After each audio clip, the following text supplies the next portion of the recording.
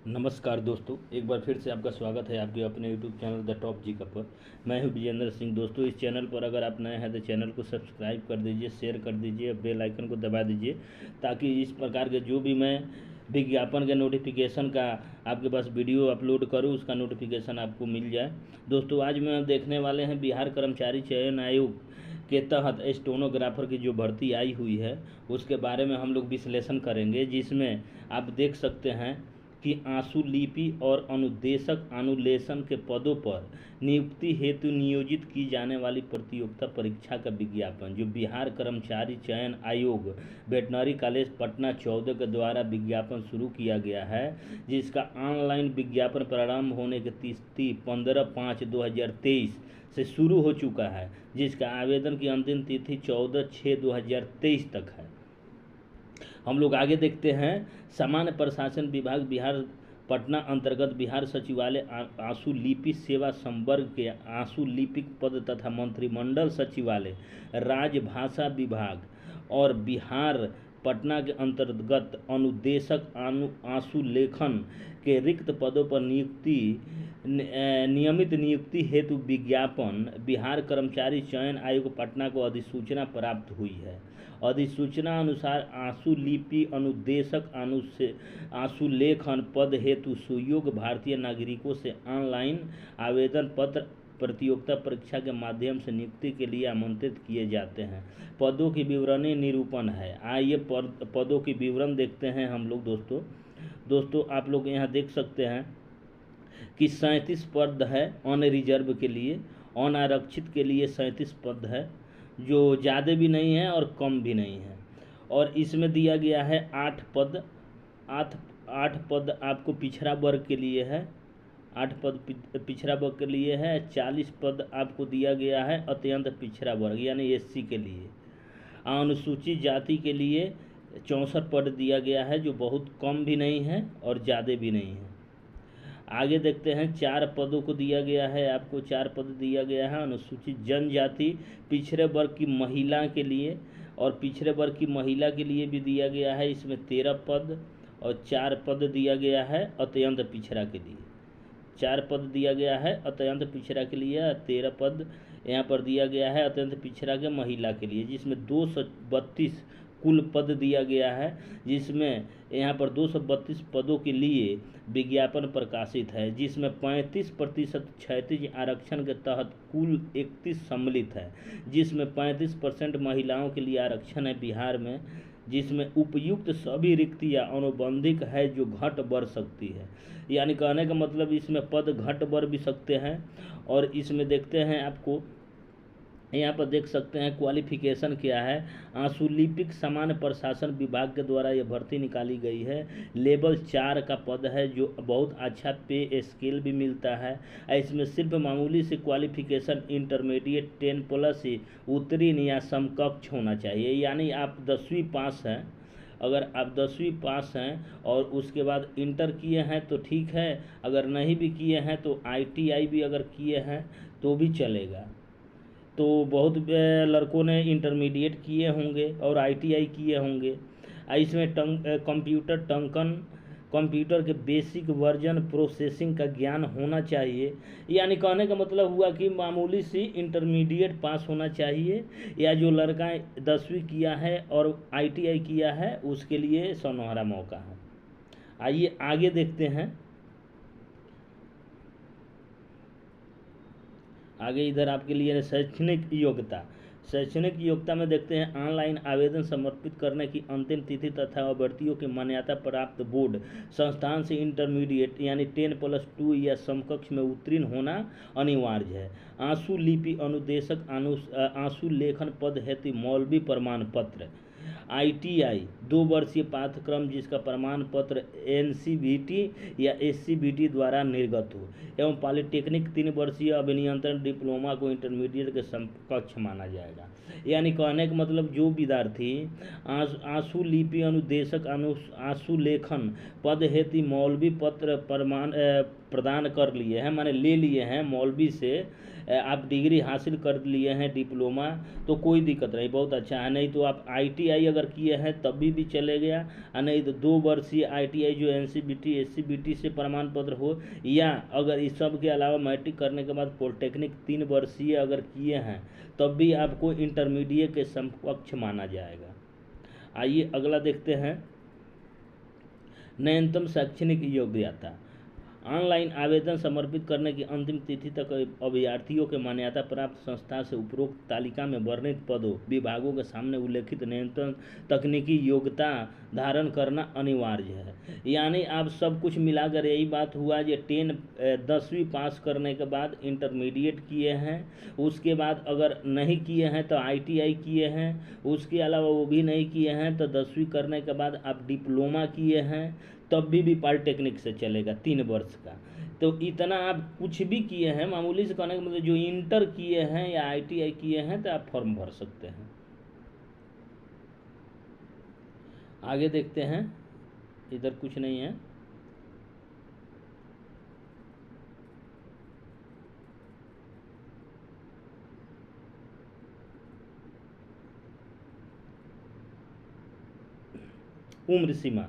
उम्र सीमा देखते हैं। अभ्यर्थी की उम्र सीमा की गणना 1/8/2022 के आधार पर की जाएगी, परंतु वैसे अभ्यर्थी जो दिनांक 1/8/2016 का सरकार द्वारा निर्धारित अधिकतम उम्र सीमा धारित करते हों एवं उक्त तिथि तक निर्धारित शैक्षणिक योग्यता धारण करते हों, वे भी उम्र सीमा के आधार पर सामान्य प्रशासन विभाग के पत्रांक 212 दिनांक 23/1/2006 के आलोक में इस परीक्षा के लिए पात्र होंगे। यानी कहने का मतलब ये हुआ, ये जो विद्यार्थी उम्र सीमा की गणना 1/8/2022 के आधार पर तो की जाएगी, वो तो बात सही है, परंतु वैसे अभ्यर्थी जो 1/8/2016 को सरकार द्वारा निर्धारित अधिकतम उम्र सीमा धारित करते हों एवं उक्त तिथि तक निर्धारित शैक्षणिक योग्यता धारण करते हों, तो वे भी उम्र सीमा के आधार पर सामान्य प्रशासन विभाग के पत्रांक इतना के द्वारा 23/1/2006 के आलोक में इस परीक्षा के लिए पात्र होंगे। यानी जो विद्यार्थी अगर वो उक्त जो शैक्षणिक योग्यता हासिल कर लिए हैं और 1/8/2016 को सरकार द्वारा अधिकतम उम्र सीमा में छूट का जो प्रावधान किया गया है उसके तहत उस उम्र सीमा के अंदर आप आते हैं तो वो फॉर्म भरने के आप लायक हैं। उसके बाद देखते हैं, कार्मिक और प्रशासन सुधार विभाग, वर्तमान में सामान्य प्रशासन विभाग इसका नाम रखा गया है, कि संकल्प में संख्या 294 दिनांक 7/1/2016 के अनुसार उम्र सीमा निम्नवत है। इसमें दिया गया है न्यूनतम आयु सीमा 18 वर्ष होगी। उसके बाद अधिकतम आयु सीमा अनारक्षित वर्ग यानी UR के लिए, ऑन रिजर्व के लिए 37 वर्ष है, और ऑन रिजर्व माने अनारक्षित महिला वर्ग के लिए 40 वर्ष है, और पिछड़ा वर्ग और अत्यंत पिछड़ा वर्ग पुरुष और महिला दोनों के लिए 40 वर्ष है। अनुसूचित जाति अनुसूचित जनजाति पुरुष और महिला दोनों के लिए 42 वर्ष है। यानी कहने का मतलब आपका ये UR के लिए, यहाँ पर बता दूँ आपको, UR यानी ऑन रिजर्व के लिए 37 वर्ष है सिर्फ पुरुष के लिए।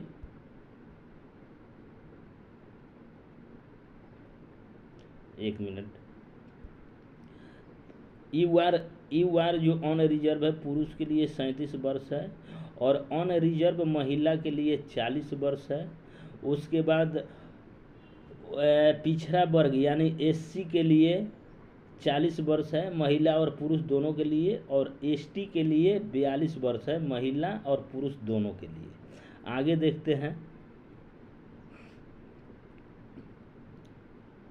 परीक्षा शुल्क समान वर्ग पिछड़ा वर्ग अत्यंत पिछड़ा वर्ग पुरुष अभ्यर्थी के लिए, यानी ऑन रिजर्व SC ST महिला हो या पुरुष हो उसके लिए 500 रुपये लगेंगे।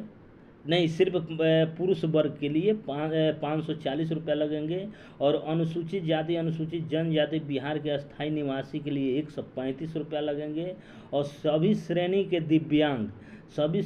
दिव्यांग के लिए अनुसूचित जाति अनुसूचित जनजाति के जो समान आते हैं उनको भी 135 रुपया लगेगा, और सभी श्रेणी के महिलाएं जो सिर्फ बिहार सरकार के अस्थायी निवासी हैं उनको भी 135 रुपया लगेगा, और बिहार राज्य के बाहर के सभी श्रेणी के अभ्यर्थी पुरुष महिला जो जनरल में काउंट किए जाते हैं उनको 540 रुपया लगेगा।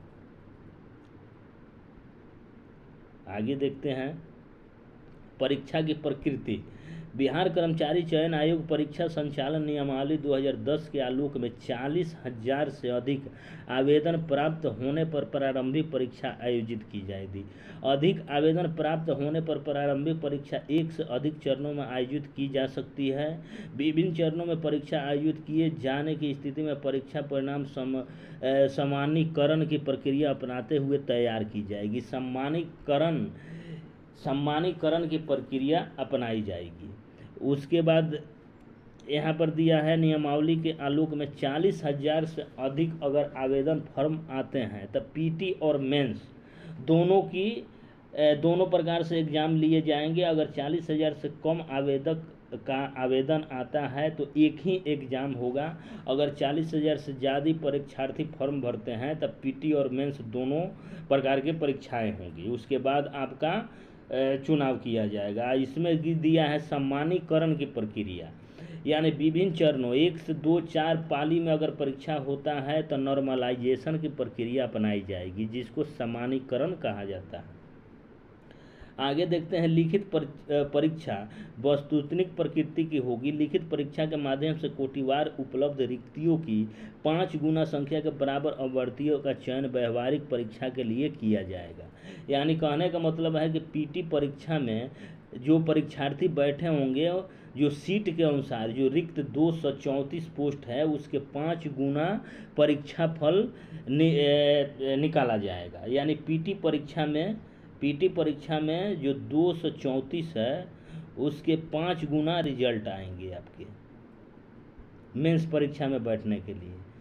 उसके बाद समान अध्ययन के प्रश्न रहेंगे, समान विज्ञान और गणित के प्रश्न रहेंगे और मानसिक क्षमता जांच यानी रीजनिंग के प्रश्न रहेंगे।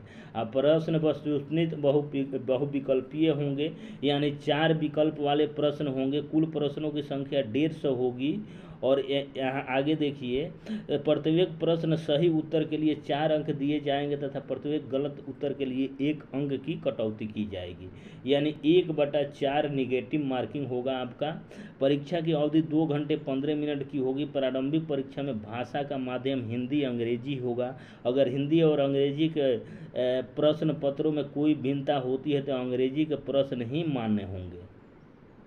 आइए एक लास्ट है सिलेबस देख लेते हैं। लिखित परीक्षा का सिलेबस निम्न प्रकार से है। समान अध्ययन, इसमें प्रश्नों का उद्देश्य अभ्यर्थी के आसपास के वातावरण की सामान्य जानकारी तथा समाज में उनके अनुप्रयोग के संबंध में उनकी योग्यता की जांच करना होगा। वर्तमान घटनाओं यानी करेंट अफेयर्स, दिन प्रतिदिन की घटनाओं के सूक्ष्म अवलोकन तथा उनके प्रति वैज्ञानिक दृष्टिकोण जैसे मामले को जानकारी संबंधी ऐसे प्रश्न भी शामिल किए जाएंगे जिनके बारे में जानकारी रखने की किसी भी शिक्षित व्यक्ति की से अपेक्षा की जाती है। इसमें बिहार, भारत और उसके पड़ोसी देश के संबंध में विशेष रूप से प्रश्न पूछे जा सकते हैं।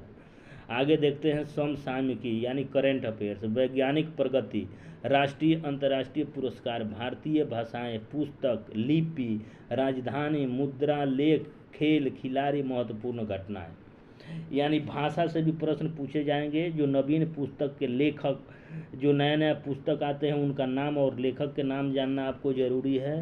राजधानी, मुद्रा, किस देश की क्या राजधानी है, मुद्रा क्या है, खेल और खिलाड़ी से जो प्रमुख घटनाएं हैं उसके बारे में आपको जानकारी होना आवश्यक है। और आगे दिया गया है भारत और उसके पड़ोसी देश, पड़ोसी देशों का इतिहास, भारत का इतिहास, संस्कृति, भूगोल, आर्थिक परिदृश्य, स्वतंत्रता आंदोलन, भारतीय कृषि तथा प्राकृतिक संसाधनों की प्रमुख विशेषताएं, भारत का संविधान एवं राज्य व्यवस्था, देश की राजनीतिक प्रणाली, पंचायत राज्य, सामुदायिक विकास, पंचवर्षीय योजनाएं और राष्ट्रीय आंदोलन में बिहार का योगदान। आगे देखते हैं समान विज्ञान एवं गणित। इसमें समानतः मैट्रिक स्तर के निम्न विषय से प्रश्न पूछे जा सकते हैं।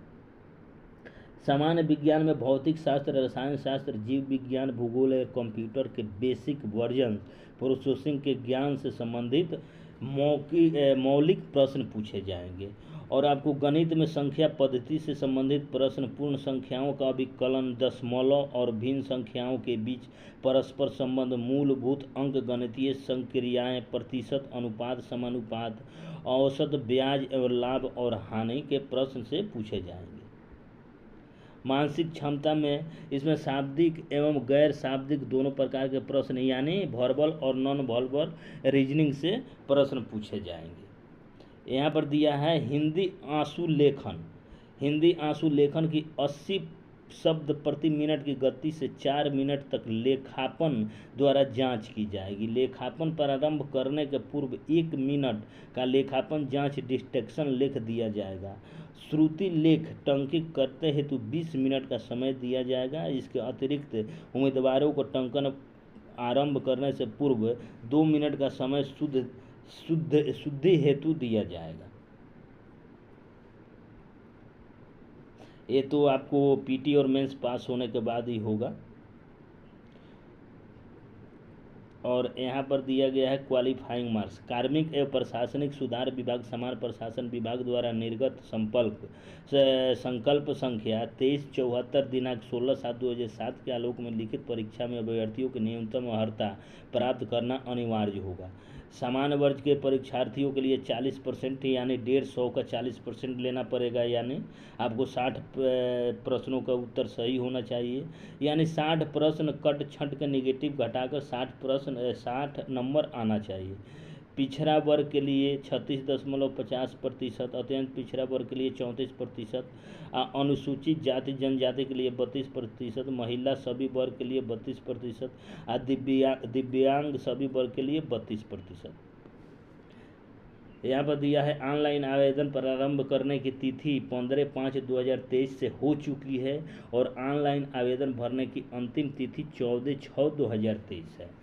तो जिसका वेबसाइट है bsscbihar.gov.in पर आप लोग लॉगिन करके अपने से या नज़दीकी कंप्यूटर साइबर कैफे में जाकर फॉर्म भर सकते हैं।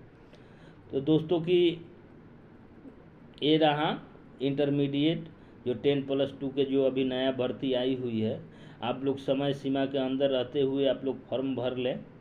और मेरे चैनल पर करेंट अफेयर्स, इतिहास, भूगोल, नागरिक और मैं साइंस का और मैथ का भी क्लास शुरू करने वाला हूं, जो आप लोगों को ऑन बोर्ड में पढ़ाऊंगा। तो इस चैनल से आप जुड़ जाइए और तैयारी पर अपना नया धार दीजिए। धन्यवाद।